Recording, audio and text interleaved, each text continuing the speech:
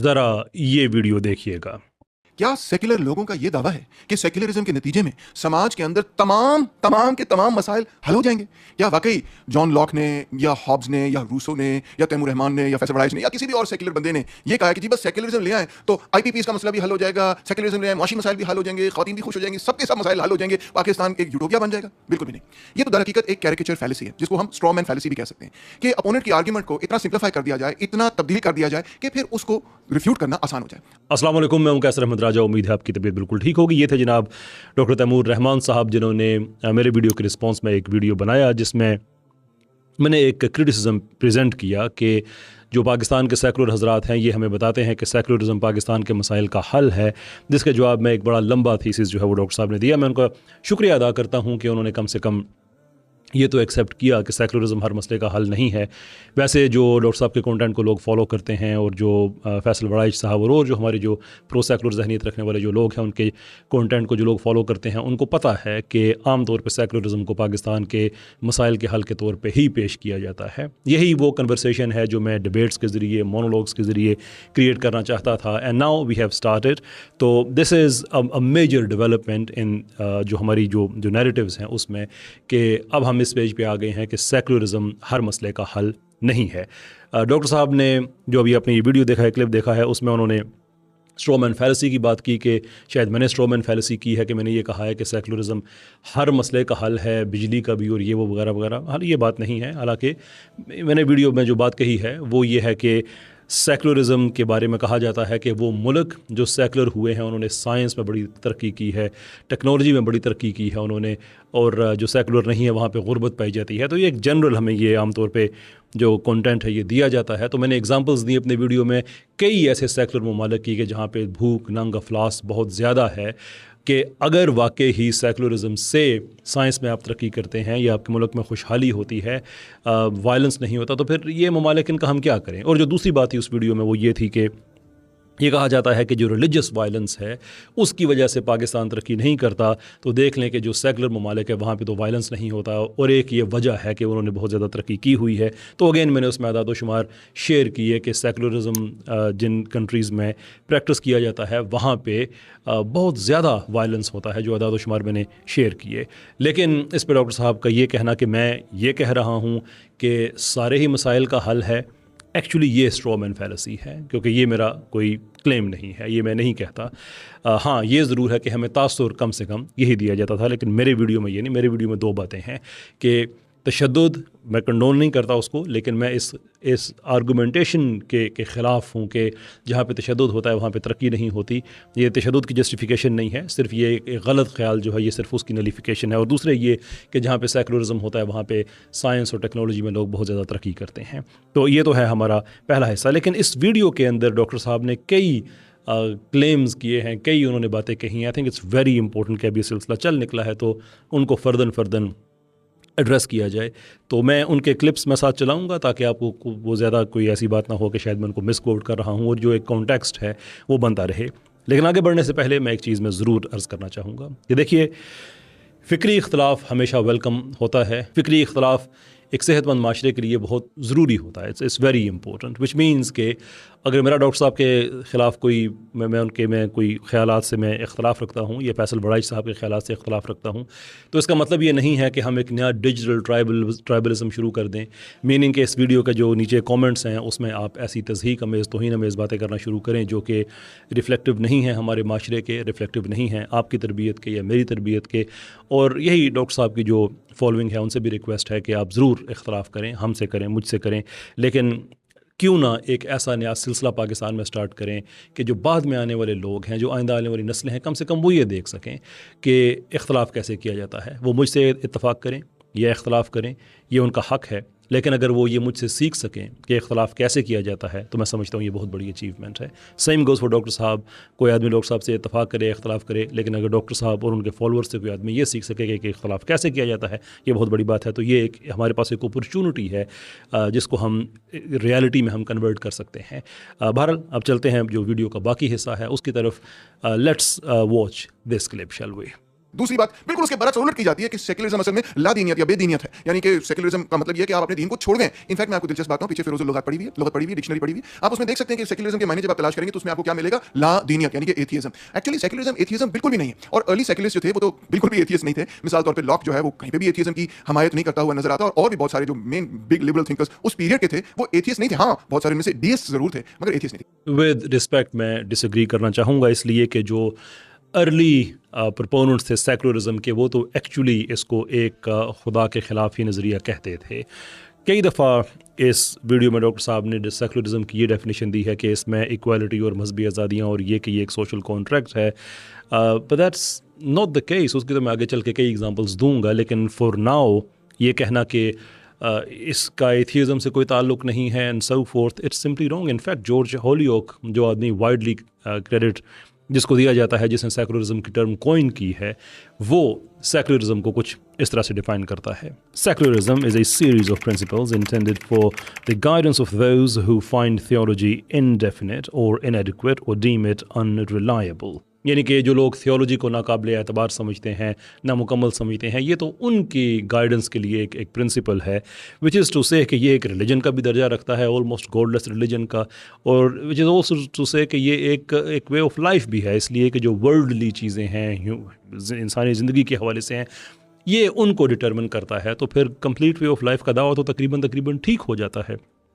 बहरहाल ये जो 3-4 चीज़ें डॉक्टर साहब ने रखी थी कि सेकुलरिज्म ये नहीं होता, और अनफॉर्चुनेटली सेकुलरिज्म यही होता है। इवन जब आप ये कहते हैं कि चर्च और जो स्टेट है उसकी सेपरेशन है, यानी कि मज़हब की और रियासत का, इसमें हम कहते हैं कि ये दोनों जुदा चीज़ें हैं, तो ये किसने तय करना है? लोगों ने तय करना है या किसी माइनॉरिटी ने तय करना है? माइनॉरिटी से मतलब मजहबी माइनॉरिटी नहीं, कोई सियासी माइनॉरिटी हो सकती है, जैसे सेकुलर्स की है कि जैसे वो ये लोगों पे इम्पोज कर दे। सो पर्टिकुलरली पाकिस्तान के केस में तो ये सवाल बहुत ज़्यादा अहमियत का हामिल है कि अगर आप रियासत को जुदा कर देते हैं इस्लाम से, तो आम मुसलमान तो ये नहीं चाहता, तो फिर एक ही तरीका रह जाता है करने का, वो बज़ोर ताकत है, और वो कई दफ़ा किया गया है, जिसके आगे चल के मैं ज़रूर एग्जाम्पल्स दूंगा। तो ये पहली चीज़ थी जो मैं रिस्पॉन्ड करना चाहता था। इट्स नॉट द केस कि ये बस इक्वालिटी वगैरह का ये कोई चीज़ है। It actually is a very much a live ideology जो कि एक्चुअली मज़हब और खुदा और मज़हब के मानने वालों के ख़िलाफ़ है। सेक्युलरिज्म एक ऐसे इमरानी मुआहदे का नाम है जिसमें रियासत जो है अपने सिटीजन्स के दरमियान मजहब की बुनियाद पे या दीन की बुनियाद पे इम्तियाजी सलूक नहीं करती। यानी ये नहीं होता कि क्रिश्चियंस के लिए एक सेट ऑफ लॉज होंगे और मुसलमानों के लिए एक मुख्तलिफ सेट ऑफ लॉज होंगे, बिल्कुल भी नहीं, बल्कि तमाम सिटीजन्स के साथ एक ही सोशल कॉन्ट्रैक्ट होगा और तमाम सिटीजन्स के बराबर हकूक होंगे। इस हिस्से में डॉक्टर साहब ने फरमाया कि इसमें कोई डिस्क्रिमिनेशन नहीं होती सेकुलरिज्म में, बल्कि सबको एक तरह से ट्रीट किया जाता है। ऑब्वियसली सिर्फ मज़ाहब की बात नहीं हो रही, वो लोग जो मज़ाहब को नहीं मानते या जो सेकुलर्स हैं, एथियस्ट्स हैं, उन सब की बात हो रही है। बट अनफॉर्चुनेटली ये एक फैक्चुअली बात ठीक नहीं है। वो इसलिए कि डिस्क्रिमिनेशन की देखिए 2 किस्में होती हैं। एक डायरेक्ट डिस्क्रिमिनेशन होती है और एक इनडायरेक्ट डिस्क्रिमिनेशन होती है। जो डायरेक्ट डिस्क्रिमिनेशन है वो आप किसी का नाम ले के किसी वो भाई कोई शख्स हो, वो कोई तंजीम हो, वो इदारा हो, कम्युनिटी हो, आप उसका नाम ले के अगर आप डिस्क्रिमिनेट करते हैं तो ऑब्वियसली वो एक एग्ज़ाम्पल होगी डायरेक्ट डिस्क्रिमिनेशन की।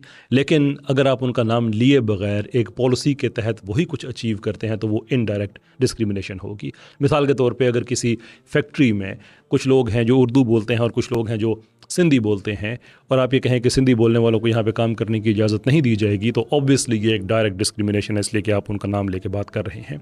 लेकिन अगर आप पॉलिसी ये बना दें कि इस फैक्ट्री में सिर्फ उर्दू स्पीकिंग को काम करने की इजाज़त दी जाएगी, तो ये एक इनडायरेक्ट डिस्क्रिमिनेशन होगी। इवन तो ये एक पॉलिसी लगेगी कि इसमें तो भाई पंजाबी या बलोची या पश्तो कोई भी बोलने वाला है, सिंधी बोलने वाला है, उसको इजाज़त नहीं है, सिर्फ उर्दू वाले को है। लेकिन हक़ाइक़ हमें ये बताते हैं कि इस पॉलिसी से सिर्फ एक कम्युनिटी है या एक ग्रुप है ऐसे लोगों का जो एक सर्टन ज़ुबान बोलता है, in our example that is Sindhi, ये उनके ख़िलाफ़ डिस्क्रिमिनेशन हो रही है। तो सवाल ये है कि इस हाइपोथेटिकल एग्जांपल को क्या हम सपोर्ट कर सकते हैं किसी रियल वर्ल्ड एग्जांपल से भी? क्या दुनिया में ऐसा होता है? सेकुलर मुल्कों में इनडायरेक्ट डिस्क्रिमिनेशन होती है? And the answer is yes. क्या हमारे सामने क्यूबेक कनाडा का बिल 21 नहीं है कि जहाँ पे ये नहीं लिखा हुआ कि मुसलमान औरतें हिजाब नहीं पहन सकती हैं, बल्कि वहाँ पे ये लिखा हुआ है कि जो सरकारी जॉब्स हैं, स्कूल्स हैं, सरकारी ऑफिसेज़ हैं, वहाँ पे जो काम करने वाले हैं वो रिलीजियस सिंबल्स यूज़ नहीं कर सकते। तो उसका इफ़ेक्ट किसको हुआ? जाहिर सी बात है माइनॉरिटीज़ को हुआ, लेकिन आप कह सकते हैं कि सारी माइनॉरिटीज़ को हुआ। लेकिन जो अदाद व शुमार हैं वो ये बताते हैं कि सबसे ज़्यादा नुकसान इसका मुस्लिम ख़वातीन को हुआ है। तो अब लिखा हुआ तो नहीं है उसमें। ऐसे ही फ़्रांस में जो हिजाब के ख़िलाफ़ क़वानीन है उसमें ये तो नहीं लिखा हुआ कि मुस्लिम नाम की कोई खातून होगी तो हिजाब नहीं पहन सकेगी। उसमें भी ऐसे ही एक जनरल पॉलिसी है। तो वो इनडायरेक्ट डिस्क्रिमिनेशन है, जिसमें आप ये नहीं कह सकते कि वो डिस्क्रिमिनेशन नहीं करते। और आपको कितने ही और एग्जांपल्स ऐसी मिल जाएंगी कि सेकुलरिज्म में मजहबी लोगों के ख़िलाफ़ इनडायरेक्ट डिस्क्रिमिनेशन की जाती है। ऐसा कतई तौर पे नहीं है कि सब अपने मज़ाहिब को खुल के प्रैक्टिस कर सकते हैं। कितनी इस्लामिक राइट्स हैं जो कि आप सेकुलर मुल्कों में आपको नहीं मिल सकते। बहुत लंबी एग्जांपल्स में जाएं, उसके बजाय बेहतर यह है कि हम एक एग्जांपल ले लेते हैं। जैसे मिसाल के तौर पे जिन सेकुलर ममालिक में 2 शादियों को रिकॉग्नाइज़ नहीं किया जाता, वहाँ कोई मुस्लिम हो या कोई ऐसे मज़हब के मानने वाला हो जो एक से ज़्यादा शादियाँ कर उनको इजाज़त है, वहाँ पे वो नहीं कर सकेंगे। और इवन ऐसी कम्युनिटीज़ जहाँ पे औरतों को एक से ज़्यादा शादियाँ करने की इजाज़त है, ऐसे भी हैं। यू नो दैट दुनिया में कुछ ऐसे पोलियंड्री और इस तरह के व्यूज़ पाए जाते हैं। कुछ ऐसी अगर किसी जगह पे कोई है तो वो सेकुलर कंट्रीज़ में वो अपना ये राइट नहीं कर सकते, इसलिए कि जो स्टेट पॉलिसी है वो ही अप्लाई करेगी। इनफैक्ट जो फंडामेंटल ह्यूमन राइट्स हैं वो भी इन हकूक़ को एब्सोल्यूट कैटेगरी में नहीं डालते, बल्कि क्वालिफाइड या रिस्ट्रिक्टेड में डालते हैं कि जो कानून मुल्क का बना हुआ है, सेकुलर कानून है, वो मज़हब के ऊपर एक हद लगा रहा है। So this is simply not true कि जहाँ सेकुलरिज्म होगा वहाँ पे मजहबी आज़ादियाँ होंगी। इनफैक्ट हकीकत इसके कतई मुख्तलिफ है। मैं आगे चल के उसकी एग्जाम्पल्स देता हूँ। अभी चलते हैं अगले क्लिप की तरफ। सेक्युलरिज्म दर हकीकत एक सोशल कॉन्ट्रैक्ट का नाम है। यहाँ पे डॉक्टर साहब ये फरमा रहे हैं कि सेकुलरिज्म एक सोशल कॉन्ट्रैक्ट है। It's a deeply disturbing statement and frankly insulting statement है, इसलिए कि हमें तो ऐसा कभी नज़र नहीं आया कि जहाँ पे सेकुलरिज्म आया हो और उसने फिर एक सोशल कॉन्ट्रैक्ट लोगों से किया हो। हमने तो ये देखा है कि सेकुलरिज्म जहाँ पे भी आया है उसने मजहबी लोगों को एक तरह से उनकी ज़िंदगी को तख्तो ताराज करके रख दिया। अब सोशल कॉन्ट्रैक्ट की वैसे भी जब हम बात करेंगे तो देखें कॉन्ट्रैक्ट में तो कम से कम 2 पार्टीज़ होंगी। सो इन दिस केस फ़र्द है, रियासत है, और फ़र्द है और रियासत के और अफराद हैं, इन सब के दरमियान एक मुआहदा होगा ना। तो ये कैसे मुमकिन है कि मुआहदे के एक फ्रीक का एक लाइफ स्टाइल या उसका वे ऑफ लाइफ जो कि रिलीजियस हो, आप उसको कहें कि ये तो मैं सप्रेस कर रहा हूँ, अब मेरा और आपके साथ मुआहदा हो गया है। सो पाकिस्तान में मिसाल के तौर पे अगर सेकुलरिज्म आ जाता है तो लोगों की मर्ज़ी के साथ तो नहीं आएगा, जाहिर सी बात है उनके ऊपर इम्पोज ही किया जाएगा। तो ये कोई इमरानी मुआहदा नहीं है, ये कोई सोशल कॉन्ट्रैक्ट नहीं है, ये असल में एक रूथलेस आइडियोलॉजी है जिसकी हमने कई एग्जांपल्स देखी हैं। मैं आपको चीदा चीदा उसकी मैं उसके हवाले दे देता हूँ। जब तुर्की में सेकुलरिज्म इम्पोज किया गया तो क्या लोगों से पूछा गया था कि आपकी मस्जिदें हम बैन कर रहे हैं, मदरसे बैन कर रहे हैं, अरबी ज़ुबान बैन कर रहे हैं, नंबर ऑफ अदर थिंग्स जो उन्होंने की थी, क्या कोई ऐसा इमरानी मुआहदा था वहाँ पर? अब ये तो मैं नहीं कहूँगा कि मुआहदा, ज़ाहिर सी बात आप मुझे कोई लिखी हुई तहरीर दिखाएँ, सोशल कॉन्ट्रैक्ट लिखा हुआ नहीं होता है, एक कॉन्स्टिट्यूशन होता है जिसको सब लोग एक्सेप्ट करते हैं। तो क्या वहाँ पे क्या लोगों की मर्ज़ी से इस तरह के जो कानून थे वो बने थे? Obviously not. How about Iran? 1925 में वहाँ पे secularism as a state policy वहाँ पे इम्पोज की जाती है और कुछ अर्से के बाद कश्फ हिजाब के अहकाम आ जाते हैं कि पुलिस को ये हुक्म था कि कोई खातून अगर हिजाब पहन के बाहर आती है तो उसका हिजाब नोच लें आप। अब ये सोशल कॉन्ट्रैक्ट क्या लोगों की मर्ज़ी थी इसमें शामिल थी? अगर मर्ज़ी शामिल होती तो वो हिजाब करके आते ही क्यों? या अगर मर्ज़ी शामिल थी तो इस पर कानून बनाने की क्या ज़रूरत थी? लोग तो पहले ही चाहते थे कि हिजाब ना करें। अब जाहिर सी बात है कि वो हिजाब करना चाहती थी ख़वातीन, लेकिन ऊपर से एक सेकुलर ऑर्डर आता है और वो ये है कि आप हिजाब नहीं कर सकते। ये कोई इमरानी मुआहदा नहीं है sir. At the same time आपका अपना डॉक्टर साहब जो मार्क्सिस्ट, कम्युनिस्ट, सोशलिस्ट, लेफ्टिस्ट जो सेकुलरिज्म है, उसने जो मुसलमानों पे जुल्म के पहाड़ तोड़े हुए हैं, क्या वो ढकी छुपी बात है? जो आज चाइना में हो रहा है यूगर मुस्लिम्स के साथ, क्या मिसाल के तौर पे उसमें वो सोशल कॉन्ट्रैक्ट का वो हिस्सा हैं? 1912 में मुख्तलिफ इदाद-ओ-शुमार के मुताबिक सेंट्रल एशिया में 26,000 मसाजिद थी। 1940 और 1941 के आते आते सिर्फ 1,000 मसाजिद रह गई थी। 25,000 मसाजिद को शहीद कर दिया गया, बर्बाद कर दिया गया। क्या वो उसमें सोशल कॉन्ट्रैक्ट शामिल था? मैं आज भी ऐसे लोगों को जानता हूं जो सेंट्रल एशिया के हैं, जो ये बताते हैं कि हमारे पुराने घर सोवियत दौर के जो बने हुए हैं, अगर उन पुराने घरों में से किसी घर को मसमार करके नया बनाना हो तो हम उस घर को सिर्फ तो ऐसे नहीं होता कि बस मसमार कर दें, बल्कि हम उसकी दीवारें बड़े एहतियात से, वो लोगों को बुलाते हैं जो इस काम के माहिर हैं, और खोरच खोरच के उन दीवारों को हम देखते हैं कि इसके अंदर कोई कुरान का नुस्खा तो महफूज नहीं है। इसलिए कि जब आपका सोशलिस्ट या आपका जो लेफ्टिस्ट सेकुलरिज्म वहाँ पे आया था तो अरबी ज़ुबान बोलने पे सज़ा दी जाती थी, अजानों पे पाबंदी थी। और ये भी जो आप डॉक्टर साहब फरमा रहे थे आगे कि सेकुलरिज्म का एथिज़म से कोई ताल्लुक़ नहीं है, जो सोवियत सेकुलरिज्म था वो तो एक्चुअली एथिज़म तो उसकी स्टेट पॉलिसी थी। जो चर्च बर्बाद किए गए, जो लीग ऑफ मिलिटेंट एथियस्ट्स थी, जिन्होंने क्लर्जी को, क्रिश्चियन क्लर्जी को किस तरह से उन्होंने तख्तो ताराज किया। कॉमरेड क्रूशेव के अल्फाज के बड़े जल्द मैं दुनिया को आखिरी क्रिश्चियन दिखाऊंगा। आखिरी क्रिश्चियन एक रिलीजियस हवाला दे रहा है, वो ये नहीं कह रहा कि मैं आखिरी लिबरल दिखाऊंगा या आखिरी कोई ऐसा बंदा दिखाऊंगा जो हमारे सियासी नज़रिए से इत्तेफाक नहीं रखता है। नहीं, वो क्रिश्चियन की बात कर रहा है। यही कुछ हुआ ये सेंट्रल एशिया की मैं जो बात कर रहा था कि वो दीवारों को खुरच खुरच के केस में कहीं कोई कुरान का नुस्खा ना हो, इसलिए कि अरबी बोलने पे सज़ाएँ। नमाज आप पब्लिक में नहीं पढ़ सकते, कोई भी जो इस्लामिक एटायर है, इस्लामिक जो कोई भी अमल है, जो शायर इस्लामी जिसे हम कहते हैं, वो आप नहीं कर सकते। कुरान की तस्दीक की जाती थी, नुस्खे जलाए जाते थे। तो लोगों ने कुरान को बचाने के लिए एहतियातन उन्होंने कुरान जो है वो दीवारों के अंदर चुन दिए थे कि कहीं सेकुलर्स के हाथ ना चढ़ जाएं। ये क्या सारा किसी सोशल कॉन्ट्रैक्ट के तहत हो रहा था? डॉक्टर साहब, आपकी थ्योरी बहुत अच्छी है, there is no doubt about it, कि एक सेकुलर सिस्टम है और सबको आज़ादियाँ हैं और वगैरह वगैरह वगैरह। लेकिन हम ज़िंदगी किसी थ्योरी में नहीं गुजार रहे हैं, ज़िंदगी हम रियलिटी में गुजार रहे हैं। और रियलिटी ये है कि सेकुलरिज्म जब भी मुसलमानों पे इम्पोज हुआ है उसने मुसलमानों की चीखें निकाली हैं। अभी तो रिसेंटली तुर्कमानिस्तान में नया कानून बना कि अब दाढ़ी नहीं रख सकते, अगरचे अब वहाँ पे सोवियत असर नहीं है, लेकिन तुर्कमानिस्तान एक सेकुलर कंट्री है। दाढ़ी रखने पे पाबंदी है, वहाँ पे आप नहीं कर सकते। कितनी और एग्जांपल्स आपको चाहिए कि सेकुलरिज्म जब भी मुसलमानों पे लागू होता है कोई सोशल कॉन्ट्रैक्ट नहीं होता। There is no such thing as social contract. ये वो सारे हकायक हैं जिनको हम डिनाई नहीं कर सकते हैं, हकायक हैं ये सारे। और फिर ये कि सारी माइनॉरिटीज़ का ख्याल रखा जाता है उसमें। ओ भाई, सेंट्रल एशिया में तो अराउंड 90% के लगभग जो आबादी है वो मुस्लिम थी। यहाँ पे सेकुलर्स जो थे वो माइनॉरिटी में थे। तो हम जब राइट्स की बात करेंगे, माइनॉरिटीज़ के राइट्स की बात करेंगे, या स्टेट में या किसी इलाके में लोगों के राइट्स की बात करेंगे, तो हम मेजॉरिटी को एक्सक्लूड नहीं कर सकते हैं, उनके राइट्स को आप एक्सक्लूड नहीं कर सकते। यहाँ तो हम ये कह रहे हैं कि आपकी सेकुलर माइनॉरिटी ने बज़ोर ताकत मेजॉरिटी की मस्जिदें तबाह कर दी, कत्लेआम किया, लाखों लोगों को शहीद किया। I mean, what kind of social contract are we talking about here, my dear sir? It doesn't exist.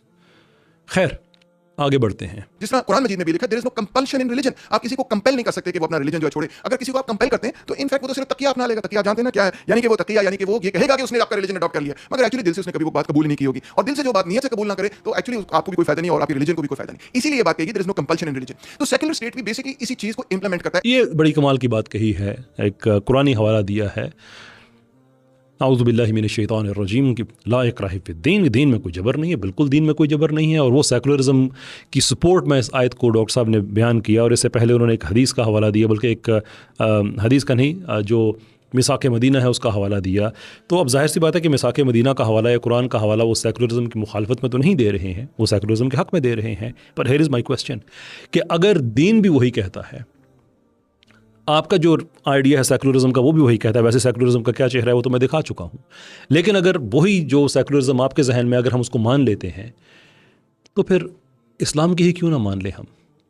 फिर सेकुलरिज्म की इसलिए कि उसकी शक्ल कुछ ना कुछ मिलती है इस्लाम से, इसलिए लें। I mean, if I can put this case this way कि हमारे बहुत ही टैलेंटेड, बहुत ही लायक, बहुत ही अच्छे उस्ताद लम्ज़ के डॉक्टर तैमूर रहमान साहब, जो कि उस्ताद हैं, पढ़ाते हैं और बहुत अच्छा पढ़ाते हैं, अगर इनकी कोई शक्लो सूरत रखने वाला या कोई एक ऐसा आदमी जिनकी शक्ल कुछ ना कुछ डॉक्टर साहब से मिलती हो और उसने भी कुछ छोटी मोटी थ्योरीज़ पढ़ रखी हों, जाहिर सी बात है डॉक्टर साहब के कैलिबर के का ना हो, लेकिन कुछ ना कुछ उसने सोशलिस्ट थ्योरीज़ पढ़ रखी हों, सोशल साइंस कुछ ना कुछ पढ़ रखी हो और कुछ ना कुछ शक्ल भी मिलती हो, तो क्या हम लम से ये एक्सपेक्ट करेंगे कि डॉक्टर साहब चूँकि उस आदमी की शक्ल थोड़ी सी आपसे मिलती है और उसने भी 4-6 आर्टिकल पढ़े हुए हैं, देयरफॉर आपको हम जॉब से फारग कर रहे हैं, आपकी जगह उनको लेके आ जाएंगे? Would that even make sense? That would be absurd. तो आप हमारा अपना जो कुरान हदीस वो कहते हैं कि उसमें वो लिखा है जो सोशलिज्म की आपकी मेंटल रेंडिशन है उससे अकॉर्ड करता है, then why should we go for secularism? Why not go towards Sharia then? जिस शरिया के लिए हम पाकिस्तान में कोशिश कर रहे हैं, एक प्रोग्रेसिव फॉरवर्ड थिंकिंग जिसमें सबके राइट्स हैं। और वाकई जो आपने आयत बताई हैं, ये आयत बताई है, और वाकई जो इस्लाम का आपने हवाला भी दिया कि पहले होता था कि लोगों को राइट्स होते थे, श्योर इस्लाम में तो सबके राइट्स हैं। पाकिस्तान में आज शरीयत आ जाती है तो सबसे पहले जो सबसे ज़्यादा खुश हमारी कम्युनिटीज़ होंगी वो हमारी माइनॉरिटी कम्युनिटीज़ होंगी। ना किसी क्रिश्चियन को इस वजह से परसिक्यूट किया जा सकेगा कि वो क्रिश्चियन है, ना किसी हिंदू को इस वजह से परसिक्यूट किया जा सकेगा कि वो हिंदू है। नो, अभी तो आप कर रहे हैं। आपसे मुराद हम सब उस जुर्म का हिस्सा हैं एज बहिस्ते माशरा। इसलिए हम ये कहते हैं कि these are the rules that we need to go by. खैर, वो मेरा एक सेपरेट केस है। एक बड़ी अहम बात डॉक्टर साहब ने यहाँ कही, मेरा ख्याल है उसको रिस्पॉन्ड करना बहुत ज़रूरी है। Let's hair him out. जो अहमदी फेथ है उसके हवाले से आप ये जितना जानते हैं कि जो रिलीजियस लॉबी है वो कहती है कि हाँ, हम क्रिश्चियंस को ये राइट देते हैं कि वो अपना फेथ प्रैक्टिस कर सकते हैं, हम ये राइट जो है सिखों को भी देते हैं, हम ये राइट जो है हिंदुओं को भी देते हैं, हम ये राइट बाकी रिलीजियंस को देते हैं, मगर अहमदीज़ को हमने ये राइट नहीं देना, यानी कि हमने उनको माइनॉरिटी कबूल नहीं करना। इससे उनकी मुराद ये नहीं है कि वो मेजॉरिटी में है, मगर इससे उनकी मुराद ये कि जो माइनॉरिटी के साथ एक सोशल कॉन्ट्रैक्ट होता है कि आपको भी पूरा राइट है अपने फेथ को प्रैक्टिस करने का, वो राइट वो अहमदीज़ को नहीं देना चाहते। और हम सब जानते हैं कि उसके पीछे उनकी आर्गुमेंट ये है कि ये खत्म नबूवत में यकीन नहीं करते। डॉक्टर साहब, आई हैव अ फीलिंग कि आइदर आप कादियानी अकायद से वाकिफ़ नहीं हैं या आप हमारा जो क्लेम है उससे वाकिफ़ नहीं हैं। एट नो स्टेज हमने ये कभी कहा हो। इनफैक्ट तो हमारी तो ये अदालतों में लिखा हुआ है। इनफैक्ट हमारे तो ये जिन लोगों ने केस प्रेजेंट किया कादियानियों के ख़िलाफ़, वो सब इस चीज़ को मानने वाले थे कि हम कादियानियों को माइनॉरिटी मानने के लिए बिल्कुल तैयार हैं। We have no problem with that whatsoever. I have no idea कि आप ये क्यों समझते हैं कि हम उनको माइनॉरिटी मानने के लिए तैयार नहीं हैं।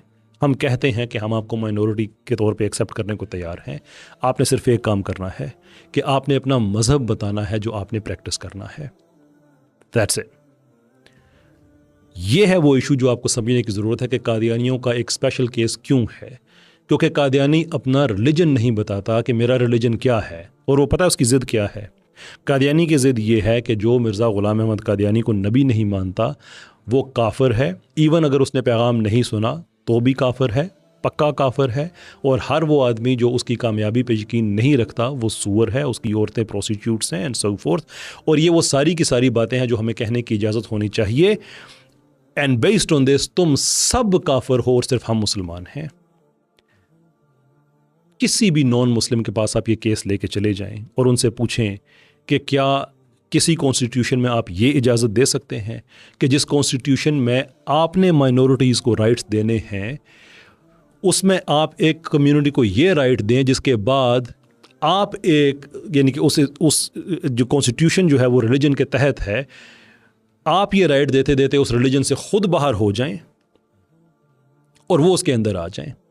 ये बिल्कुल ऐसा ही है, खैर बिल्कुल ऐसा नहीं है, slightly different example, but hopefully it make sense to you कि आपके घर का एक गैराज में कोई आदमी है, वो चाहता है कि वो, आप चाहते हैं कि उसको वहाँ पे जगह मिल जाए और वो बारिश में बाहर खड़ा हुआ है। आप कहते हैं जी कि बिल्कुल आप ये कहें कि आप अजनबी हैं, आप तशरीफ़ ले आए, मैं आपको यहाँ पे जगह दे दूंगा, गैरेज से ज़्यादा जगह दे दूंगा, मैं आपको अपने कमरे में ले आता हूँ, खिलाता हूँ, पिलाता हूँ। बाकी लोग भी तो बाहर बारिश में थे, वो भी आ जाएं। बाकी लोगों से इस एनालॉजी में वो क्रिश्चियन है, वो हिंदू हैं, सिख हैं, उतना ही पाकिस्तानी है जितना कोई मुसलमान पाकिस्तानी है। हम अपना मज़हब प्रैक्टिस करते हैं, वो अपना मज़हब प्रैक्टिस करें, सब आज़ाद हैं, आप भी आ जाएं।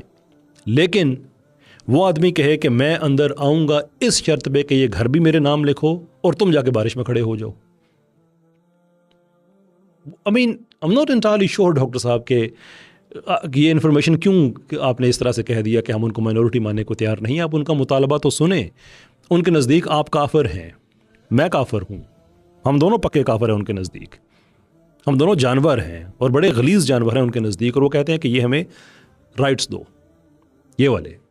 नहीं सर, हम कादियानियों के ख़िलाफ़ नहीं हैं उनके माइनॉरिटी होने पे, हम ख़िलाफ़ हैं उनके जो ख़त्म नबूवत का मामला है वो तो अपनी जगह पे है, पर you have to think about it. मैं कादियानी पे कभी तफसीली वीडियो और बनाऊंगा कि ये तो ख़त्म नबूवत को नहीं मानते हैं ना, ईसाई तो नबूवत को ही नहीं मानते हैं इन टर्म्स ऑफ, वो तो ईसा अलैहिस्सलाम को खुदा कहते हैं ना। नबी पाक सल्लल्लाहु अलैहि वसल्लम को तो वो आखिरी नबी क्या, वो सिरे से नबी नहीं मानते हैं। तो हम क्या कहते हैं, लकुम दीनुकुम वलिय दीन, वो तुम्हारा मज़हब, ये हमारा मज़हब। हम ठीक है, अल्लाह ताला के पास जाएंगे, फैसला हो जाएगा, यहाँ पे आप भी मौज करें, हम भी मौज करते हैं। But they are clear enough, उन्हें पता है कि दे आर डिफरेंट, हम वो नहीं हैं, वो हम नहीं हैं। कादियानी ये कहते हैं कि नहीं हम ही ठीक हैं, आप सारे दरिया साहब से खारिज हैं। खैर, इसमें कभी बहुत तफसील से मैं और बात करूँगा।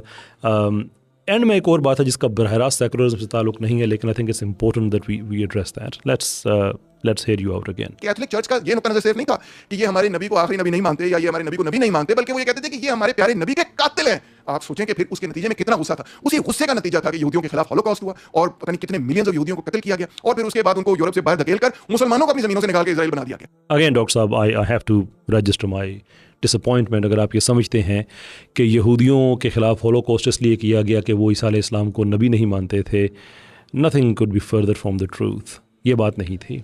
तो अगर ये बात होती तो ये जुल्म, और बहुत से जुल्म किए भी गए ईसाइयों की तरफ से पहले जब वो ताकत में थे, इसमें कोई शक नहीं है, लेकिन हॉलोकॉस्ट के लेवल का जुल्म पहले किसी ने नहीं किया था. तो क्या वजह है कि हिटलर की एक एथियस्टिक एथीज़म से इंस्पायर्ड उसकी जो मूवमेंट है, which frankly Nazi party was a socialist, अगरचे सोशलिस्ट भी उनका ज़ेर एताब हुए, इसमें कोई शक नहीं है, लेकिन नाज़ी पार्टी का पूरा अगर आप पूरी फॉर्म देखें तो it's very much a socialist party.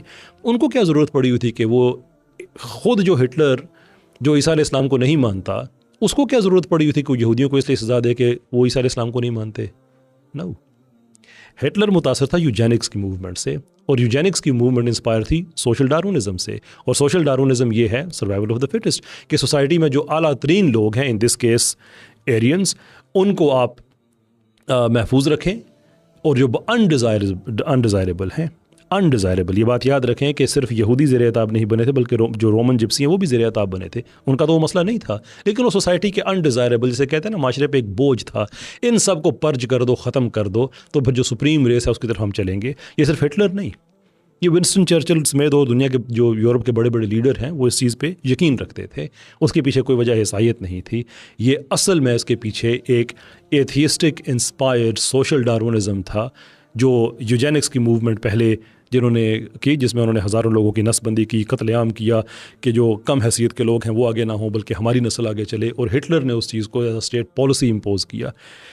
यहाँ पे इस बात को ख़त्म करते हैं. होपफुली ये सिलसिला जारी रहेगा और लोग हैं वो कंट्रीब्यूट करेंगे, लेकिन यहाँ पे इसका रिस्पॉन्स करना बहुत ज़रूरी था कि सोशलिज्म, माफ़ी चाहता हूँ, जो सेकुलरिज्म है, it has nothing to do with आज़ादियाँ और ऐसी कोई चीज़. ये हमेशा आज़ादियाँ सप्रेस करते हैं. हर वो चीज़ जो सेकुलरिज्म से इख्तलाफ करती है उसकी दुनिया में कोई वजूद बाकी रहना, ये सेकुलरिज्म के लिए काबिल कबूल नहीं होता.